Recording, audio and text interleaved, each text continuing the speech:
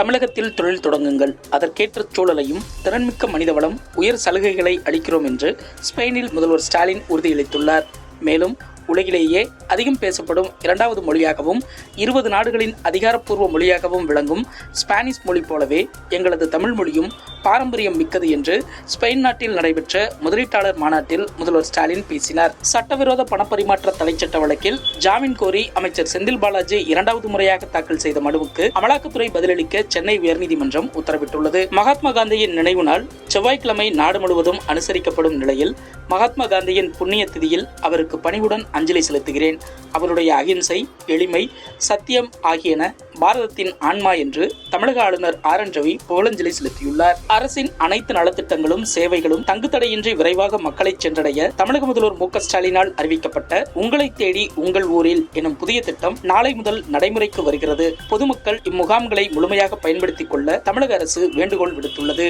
UGC நியமனங்களின் போது SC/ST OBC பிரிவுகளில் தகுதியான ஆட்கள் அல்லது போதுமான ஆட்கள் இல்லையெனில் பொது பிரிவுக்கு மாற்றிட இடஒதுக்கீடை ரத்து செய்யலாம் என்று சமூக நீதி கோட்பாடை நீர்த்து போகும் வகையில் புதிய வரைவு பரிந்துரை செய்துள்ளது. யுஜிசியின் புதிய வரைவில் உயர்கல்வி நிறுவனங்களில் SC/ST OBC பிரிவினருக்கு வழங்கப்பட்டு வந்த இடஒதுக்கீட்டை முடிவுக்கு கொண்டுவர சதி நடக்கிறது. இது கண்டனத்துக்குரியது என்று மதிமுக பொதுச் செயலாளர் வைகோ தெரிவித்துள்ளார். நாடாளுமன்ற எதிர்க்கட்சி எம்பிக்களின் இடைநீக்கம் ரத்து செய்யப்படும் என்று நாடாளுமன்ற விவகாரங்கள் துறை அமைச்சர் பிரகலாத் ஜோஷி செவ்வாய்க்கிழமை தெரிவித்தார். பட்ஜெட் கூட்டத்தொடர் நாளை தொடங்கவுள்ள நிலையில் இன்று நடந்த அனைத்து கட்சி கூட்டத்துக்கு பின்னர் அமைச்சர் இதனை தெரிவித்தார். நில மோசடி தொடர்பான பண மோசடி வழக்கில் குற்றம் சாட்டப்பட்டிருக்கும் ஜார்க்கண்ட் முதல்வர் ஹேமந்த் சோரன் தலைமறைவாகி இருப்பதாக எதிர்க்கட்சிகள் குற்றம் சாட்டியிருக்கும் நிலையில் அவரது டெல்லி வீட்டிலிருந்து ரூபாய் 36 லட்சம் பணம், BMW சொகுசு கார் மற்றும் பல ஆவணங்களை அமலாக்கத்துறை அதிகாரிகள் பறிமுதல் செய்திருப்பதாக தகவல் வெளியாகியுள்ளது. மகாத்மா காந்தியின் நினைவு நாள் செவ்வாய்க்கிழமை நாடு முழுவதும் அனுசரிக்கப்படும் நிலையில் வெறுப்பு மற்றும் வன்முறை நிறைந்த சித்தாந்தம் காந்தியை இதே நாளில் பறித்துச் சென்றது. இப்போது